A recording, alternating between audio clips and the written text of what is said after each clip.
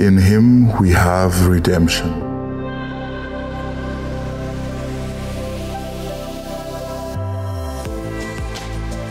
In him we are chosen. In him we belong. In him we are one. For in him we live and move and have our being.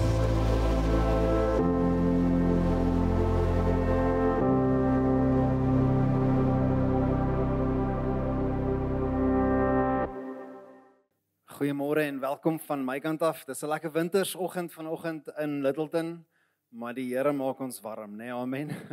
Al of die Here of die wasem in die plek, maar een van die twee vanoggend gaan jou warmer los as wat jy is. Kom ons vir 'n oomblik wees gou eerlik. Hoe sou jy reageer as iemand jou moes vra wie is jy? Wat sou jy sê?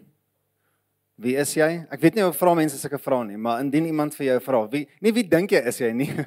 Wie is jy? Ek is Pieter die Plumber, né? Ek is Mike die Mechanic. Ek is Koos Kombuis niks.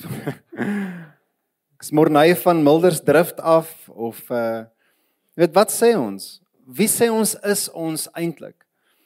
En jy sien dit is 'n interne vraag wat hopelik vir jou nie 'n eksistensiële krisis veroorsaak nie, maar 'n nodige vraag vir elkeen van ons om te vra wie is ek werklik? En soveel van die mense poging word aangewend om uit te vind wie ek is. En ons gaan na goed soos ons aanleg en ons loopbaan en ons beroep. En hierdie goed moet vir my sê wie ek is. As ek 'n Ranger koop, dan is ek iemand wat 'n Ranger ry. As ek 'n Hilux koop, is ek iemand wat goeie besluite maak in die lewensbaan. Ons is so op soek, kan jy net saam met my vanoggend hierin identifiseer, alhoewel jy dalk nie baie gedagtes hieroor gehad het nie, maar ten minste vanoggend kan ons dit erken, daar's soveel wat vir jou probeer vatplek gee oor jou identiteit. Waar jy bly, wat jy ry, hoe jy dink, hoe jy praat, hoe jy lyk. Maar vriende, wat van as ons die kat aan die stertie het? Waar wie ons is nie bepaal word deur wat ons doen nie, maar eerder aan die ander kant om. Dat wanneer ek ontdek wie ek is, pak ek die lewe vanuit dit aan. Nou ek wil vanoggend bietjie saam met jou kuier en ons gaan spesifiek stil staan by Romeine 6 vandag as deel van ons Divine Inclusion familiereeks, dat ons saam met die breër Doxadeio, waar ons tyd spandeer in Romeine. En ons het laasweek gesels oor ons insluiting in Jesus en Willem het ons bedien met 'n magtige stuk woord om vir ons te kom wys hoe ons ingesluit is deur wat Jesus vir ons kom doen het. Maar vandag vra ons, wat beteken dit regtig vir ons? Wat beteken dit regtig vir ons? Is dit net teoreties? Is dit net ietsie in ons kop? Is dit net iets wat ons aan dink wanneer ons by die kerk is? Of wanneer ons aanbiddingsliedjies sing, of is daar meer vir my en jou om te verstaan en om op te reageer as dit kom by ons insluiting in Jesus? En ek wil jy moet vanoggend met jy vir jouself 'n lysie optrek. En jy kan dit in jou eie manier vir jouself doen, maar dink aan goed vandag soos jou geloof, dink aan jou verhoudings, dink aan jou roeping, dink aan selfs jou genot en plesier, hoe jy hierdie lewe aanpak en ons almal doen dit asseblief nie skuldig voel nie. Die besluite wat ons maak om hierdie lewe te geniet, asseblief geniet die lewe. Kan niemand verwag minder van jou nie. Maar hou hierdie lysie in jou kop en selfs dalk onverwagte uitdagings, tye van tragedie en verlies. Ek wil vanoggend jou terugbring na daai een vraag toe, is wie is jy regtig? Want as ons daai aanname maak, dat as jy weet wie jy is, pak jy die lewe anderste aan, moet ons gereeld teruggaan na dit toe.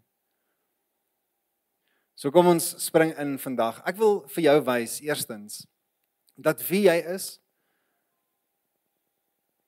jy's gesterf. As jy sê ek is in Jesus, as jy sê ek glo en ek volg Jesus, is daar 'n onmiddellike verstaan dat iets van die ou jy is dood. En ek wil nie vanoggend onsensitief voorkom wanneer ek oor dit gesels nie, want dit is baie naby aan baie mense se harte. Die dood is 'n realiteit. Daar is amper niks so finaal in hierdie lewe soos die dood nie. En jy weet, as iemand dood verklaar is, of het iemand aan die dood afgestaan, dan weet jy, daar's nie weer nog een koppie koffie nie. Daar's nie nog een keer weer kuier nie. Daar's nie een keer weer 'n WhatsApp stuur en vra hoe gaan dit daar nie. Dis finaal. Die finaliteit van die dood was nog altyd baie naby aan mense se harte. Maar vandag vra ek jou, of het jy al besef, het jy al ontdek, verstaan jy, dat daar's iets van jou wat finaal gesterf het, wat vir ewig dood is, wat ons nie kan opgrawe nie, ons kan dit nie gaan uithaal nie, ons kan dit nie probeer resuscitate nie, daai deel is dood. Besef jy dit? Amen. Okay, gaan huis toe, gaan kry pannekoek, gaan maak vir jouself 'n lekker middagete. Ons moet hierby stil staan. Hoor wat sê Romeine, hoor wat skryf Paulus hier in hoofstuk 6 vers 1. Ek is in die CSB, jy is welkom om te lees in jou taal en vertaling. Hy sê, what should we say then? Should we continue in sin so that grace may multiply? Absolutely not. How can we who died to sin still live in it? Ek wil vanoggend iets adresseer, ek wil iets aanspreek, en dit is almal van ons se uitdaging, want hier's die kruks van die saak. Die woord maak dit vir ons so duidelik, dat God die Vader het geensins die vermoë om jou ou lewe te sien nie. Hy onthou dit nie, hy dink nie daaraan nie, hy herhaal dit nie na jou toe nie. Sê maar nie glo nie, gaan na 'n paar skrifverse toe. Vroeg in die Ou Testament is daar selfs 'n skrif wat sê, God beloof, hy gaan ons vergewe en hy gaan ons sondes in die see gaan gooi. En hy sal dit nooit weer gaan uithaal nie. Maar die kruks is dat ons is bewus van ons verlede, van ons gebroke plek. En ons vang onsself gereeld uit. Ek weet nie of jy ten minste dit doen nie, maar ek beleef dit baie. Seker nou maar omdat ek 'n pastoor is. Maar die druk is redelik hoog, nê. Wanneer ek iets doen of iets sê of deur iets moet stoei, onmiddellik voel ek sleg oor dit, nê? Voel skaam oor dit. Ek voel ag nee, regtig dat ek nou weer so moet optree of dat ek nou weer dit moet dink of dat ek nou weer dit moet sê. En ons is bewus van hierdie, maar God is nie. Hy is nie vir 'n oomblik bewus van jou verlede nie, want in sy oë is dit dood. Die finaliteit daar rondom is besluit. En so wat maak ons as gelowiges wanneer ons hierdie goed teekom? Wanneer ons nie ander mense teleurstel nie, maar wanneer ons onsself teleurstel. Nou die eerste ding wat ek vandag vir jou gou wil wys is dat Paulus gebruik 'n fenominale kragtige prent wanneer hy gesels oor hoe ons dood gegaan het. Hy praat van die doop. En baie van ons hier is bekend met die doop as 'n tradisie binne in kerk, of meer so dat binne in godsdiens is daar hierdie verwagting. Dis maar deel van die rigmarole, dis die roetine van kerk, nee. Soos wat ons nagmaal gebruik, is daar ook ergens iets met water te doen en ons gaan mense daar in die water sleep. En dit is nou maar net hoe dit is, dit raak 'n tradisie. Maar vriende, hierdie was nog nooit bedoel om tradisie in kerk te wees nie, nog nooit nie. Die Here gee vir ons 2 sakramente en albei hierdie sakramente praat oor die dood. Eerstens, die nagmaal praat van sy dood, die brood wat gebreek word. Die wyn, die druiwesap, praat van sy bloed wat gevloei het. Hierdie geregtige daad wat hy kom doen het, om ons in te sluit in sy dood. Maar die ander ene, doop, praat ook van dit, van die dood. Dit sê ons sterf saam met hom en daar's hierdie prentjie. Hierdie baie visuele beeld van iemand wat onder die water insak. En profeties en geestelik en fisies kom al 3 daai goed bymekaar in hierdie een oomblik. Dat ons verklaar, jy sterf nou in hierdie water. Die ou jy sterf.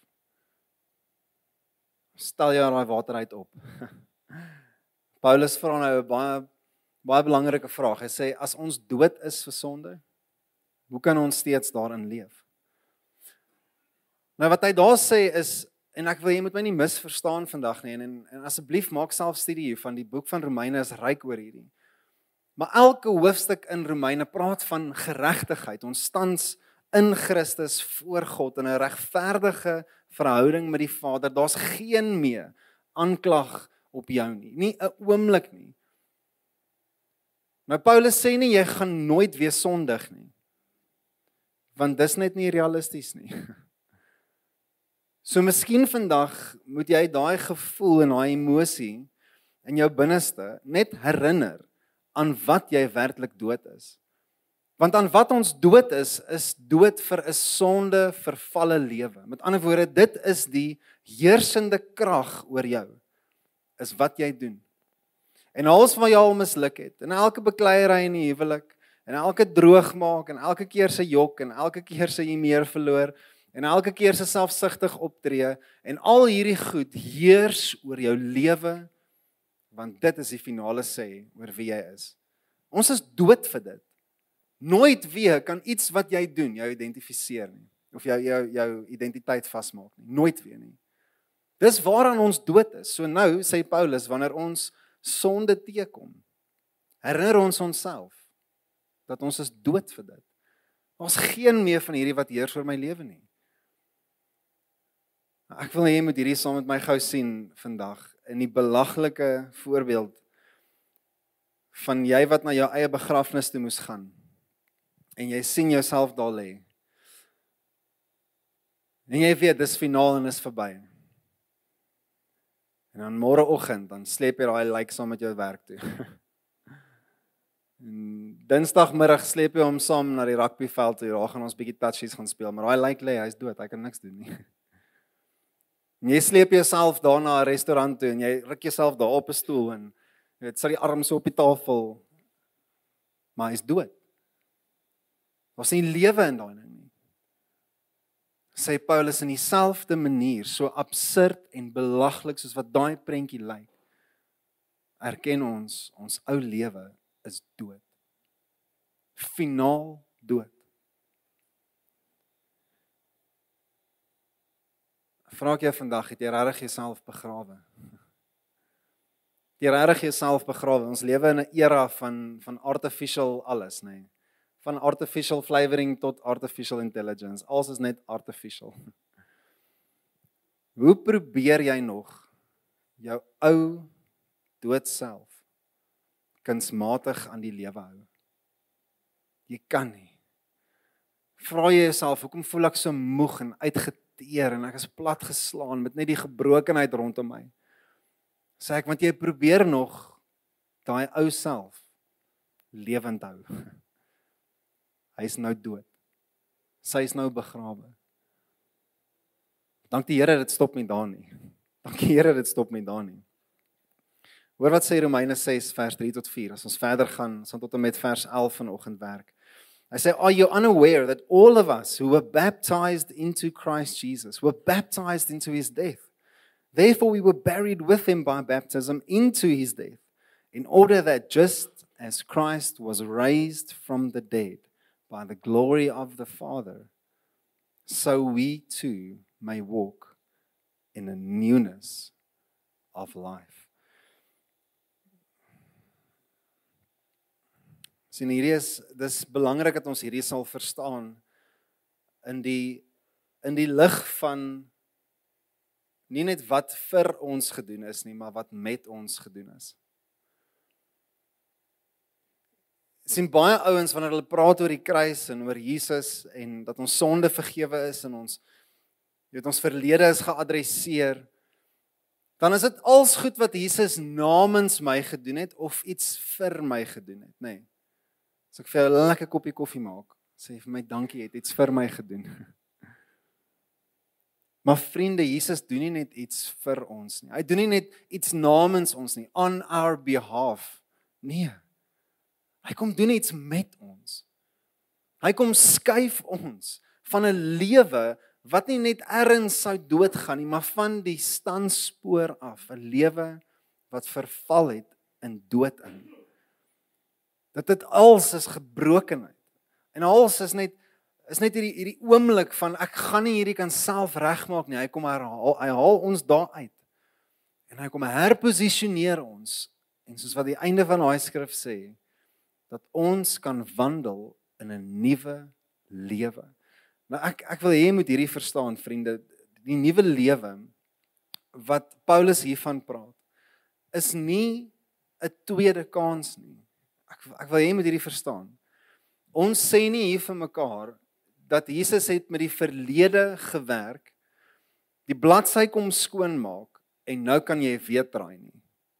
Dis nie wat ons sê nie. Want onmiddellik gaan ons terug na daai selfde spanning toe. Ek weet ek kan dit nie doen nie. Ek weet ek gaan nie hierdie self kan doen nie. Ek weet ek gaan faal in dit. Ek weet ek gaan verval in dit. Daar's van julle wat hier gaan uitry vandag by die kerk en wraggies beklei met jou man huis toe. Nee, ek spot. Ons kan nie in ons denke verval na daai plek toe dat ons dit net weer 'n kans nie. Ons moet nou net weer probeer nie. Daai teologie werk nie. Kan ons dit erken vandag? Dit werk nie. Ons gaan volgende jaar weer hieroor praat. Ons gaan volgende maand weer hieroor praat. Dit werk nie. Want wat Jesus vir ons kom doen, is nie net 'n tweede kans gee nie, hy gee vir ons 'n nuwe manier van lewe. Hy gee vir ons 'n nuwe manier van lewe. Dit praat van opgestaan. Ons is nie meer in daai vorm en formaat van my aksies bepaal my identiteit nie. Ons is nou in die my identiteit vorm 'n nuwe lewe. Ten spyte van 'n gebroke wêreld en selfs ten spyte van my eie mislukking, roep God my in 'n nuwe lewe. En nooit weer verval ek in daai nie. Dis incredible. Dit verander alles. Dit haal onmiddellik daai las van jou skouers af waar jy voel, ek maak dit nie. Ek is 'n C-graad Christen. En ek sukkel. Dit lyk asof almal anders dit goed uitgesort het, maar vir my kry ek dit nie reg nie. Dit haal daai lading van jou af. Want wie jy is word nie bepaal deur wat jy doen nie. Dit word bepaal deur wat Jesus met jou gedoen het. Romeine 6 vers 5 tot 7 wissel Paulus, hy sê, for if we have been united with him in the likeness of his death, we will certainly also be in the likeness of his resurrection. For we know that our old self was crucified with him, so that the body that was ruled by sin might be rendered powerless, so that we may no longer be enslaved to sin, since a person who has died is freed from it. Sien, Paulus maak weer eens 'n uitspraak. Hy sê, reken jouself dood vir sonde en lewend vir God. Dood vir sonde en lewend vir God. Ek gaan net na 'n storie toe vat. En dink saam met my vanoggend hoe prakties hierdie regtig is in ons almal se lewens. Veronderstel jouself 'n kind word aangeneem in 'n familie in 'n gesin in en kom ons veronderstel is 'n jongerige ouderdom. En eers het hierdie kind al tot die besef gekom dat die ouers wie ek gedink ek gehad het is nie meer hier nie en eers kom dan nou hierdie nuwe mense en hulle neem my nou aan. Hulle noem my nou hulle kind en ek moet nou vir hulle sê hulle is my ouers. Hulle is my ma en hulle is my pa. En dink gou vir jouself daai eerste week in die huis. Wys ons die hele huis. Hier is die vloerplan. Hier is die sitkamer. Hier's pappa se Hilux, moenie aan hom raak nie. Asseblief. Daar's die buurman se Ranger, jy kan daar speel by hom. Jy kan daar gaan klippe gooi. Dink gou saam met my vriende, dink net gou. Kom ons dink net gou hieroor. Neem net hierdie in. Dink jy daar's 'n oomblik dalk wat daai kind dalk nog lewe met 'n bietjie van 'n twyfel? Is hierdie regtig my ouers? Is eintlik vreemdelinge, is hierdie regtig my pa, my ma? Is ek regtig 'n kind in hierdie huis? Is ek net 'n besoeker? Dink aan die eerste keer as daai kind droog maak. Is dalk 'n maand later. Mors sap op die mat. Breek 'n venster. Die eerste keer as daai kind droog maak, dink aan daai emosie. Hierdie mense gaan my terugvat. Hulle gaan my terugvat. Hulle gaan my nie wil hê nie. Dink aan die eerste groot morsop wat daai kind moet aanvang. Nou vra ek jou vandag, hoe is dit enigsins anderste in hoe ons dink oor onsself? Maar die waarheid is, dit maak nie saak wat daai kind gedoen het, of wat hy ooit sal doen nie. Die besluit om daai kind aan te neem as 'n seun, was nie sy eie nie. Dit was die pa en die ma. Finaal besluit. Dit sal nie 'n millimeter skuif nie, jy sal altyd my seun of my dogter wees. Maar dit vat nie daai gevoel weg van daai spanning nie, nê. Daai spanning, as ek regtig 'n kind, kan ek dit regtig glo. Hoor wat sê Romeine 6. Paulus gebruik 'n woord hier so strategies. Ek wil hierdie by jou sit vandag. Hy sê if we died with Christ, we believe that we will also live with him. Because we know that Christ, having been raised from the dead, will not die again. Death no longer rules over him. Jy sien, dis die verskil. Jy gaan nie 'n nuwe lewe leef as jy dit nie glo nie. As jou identiteit prentjie, 'n verwysing van wie jy is, 'n sukkelende sondaar is, dan gaan jy so optree. Ek vat jou terug na daai storie toe van 'n kind wat aangeneem is. As daai kind nie glo, hierdie is my huis. En dit wat in hierdie huis is myne. En alles wat hier rondom my is, het ek toegang tot. En in hierdie plek is ek veilig, in hierdie plek is ek geliefd, en in hierdie plek is ek aanvaar. In hierdie plek weet ek wie ek is. As hy dit nie glo nie, gaan hy dit nie so kan leef nie. Miskien sukkel jy om 'n nuwe lewe te leef in Jesus. Want jy glo nog nie jou identiteit in hom nie. Jy noem jouself nog 'n sondaar. Hy noem jou 'n seun. Jy noem jouself 'n sukkelende wurm en hy noem jou meer as 'n oorwinnaar. Jy noem jouself 'n victim. Hy noem jou victory. Ek wil jy moet hierdie vandag saam met my sien, vriende. Dit is 'n kopskuif wat elkeen van ons moet maak en aanvaar. Jy sien, ons gaan afsluit met hierdie. Ons kom op 'n punt waar Paulus ons hier vir 'n laaste keer vat in vers 10. Sê vir ons, for the death that he died to sin once and for all, but the life that he now lives to God. So to consider yourselves dead to sin and alive to Christ Jesus. Jy sien, dood vir sonde het nie net beteken dat die skuld is weggevat en die verlede is weggevat en die straf is weggevat nie. Die dood vir sonde het beteken die mag is weggevat. Dat steeds al misluk ek, is daar geen mag in dit nie. Paulus skryf ook in Korintiërs, hy sê, daar is niks wat jou kan skei van God se liefde nie. Niks. Nou doen gaan saam met my 'n studie oor die woord niks. Niks beteken niks. Maar wat van as ek niks? Maar wat van as daai ou niks? Nee, maar wat van daai besluit niks kan jou skei? Niks. Vriende, niks beteken niks. As dit nie 'n smile op jou gesig sit nie, dan weet ek nie wat gaan nie. Daar is niks wat jou kan skei van sy liefde nie. Maar nou sien jy jouself in die lig van hierdie nuwe lewe. Ons lewe nie met 'n bang gevoel in God se teenwoordigheid nie. Ek weet nie of daar dalk van julle is wat nog wag vir daai weerligstraal. Of dink, daai sinkgat wat vorm voor jou huis is 'n straf. Die Here het 'n saak met jou. Hy onthou wat jy gedoen het. Hy gaan daai sinkgat laat gebeur. Beloof jou. Ons lewe nie met hierdie verwagting van 'n God wat my gaan straf nie. Want hy sien nie 'n rede om my te straf nie.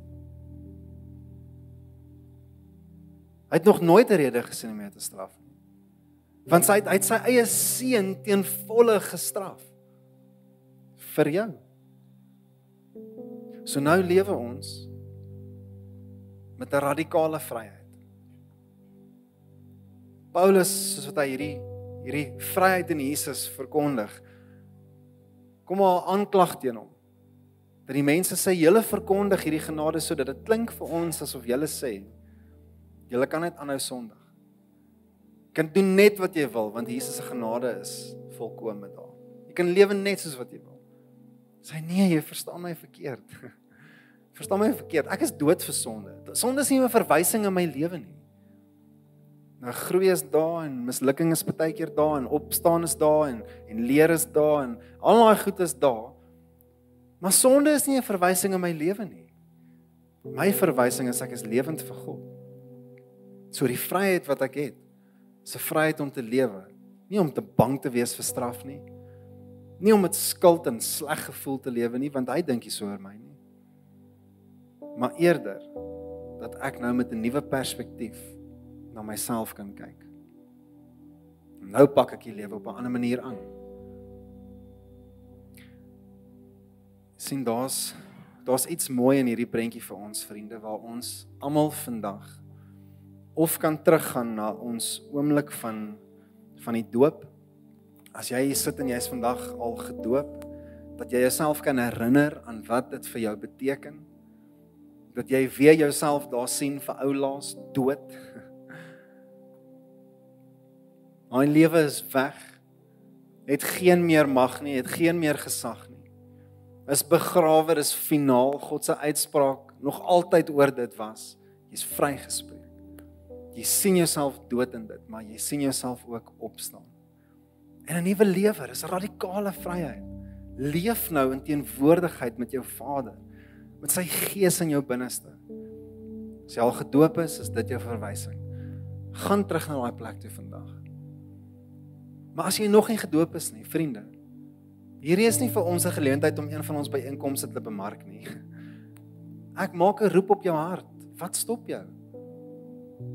Wat stop jou om in te stap in hierdie nuwe lewe en dit te aanvaar en te sê, Here, ek wil identifiseer met dit. Ek wil sien hoe die mag van sonde en dood sterf in my lewe. Ek wil dit sien gebeur. Ek wil dit beleef. Wat stop jou? Ons het die 22ste Junie het ons 'n doopgeleentheid. As jy nie kan wag tot dan nie, bel my. Ons kry 'n swembad hier ergens. Ons sort jou uit. Maar die punt is, die Here begeer vir ons dat ons onsself gaan sien soos wat hy ons sien. En soos wat hy ons sien, is soos wat hy sy seun sien. Dat dieselfde gedagtes wat in God se kop opkom as hy kyk na sy seun. Copy paste. So hy dink oor jou.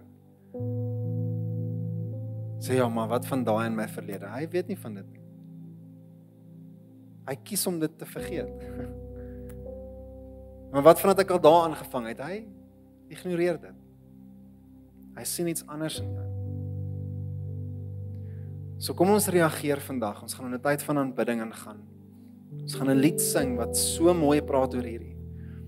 Ons wat doodgaan in die water en opstaan in 'n nuwe lewe saam met Jesus. En vandag herinner jy jouself, wie is ek? Ek is opgestaan in hom. Ek het 'n nuwe lewe. Dis wie ek is in Jesus. Nie net 'n tweede kans nie, 'n nuwe manier van lewe. Alles verander. Volgende week deel ons met jou hoe die Gees se rol in jou lewe jou bemagtig vir hierdie lewe. So kom saam met ons volgende week. Maar kom ons reageer in 'n tyd van aanbidding. Amen. Kom ons staan saam.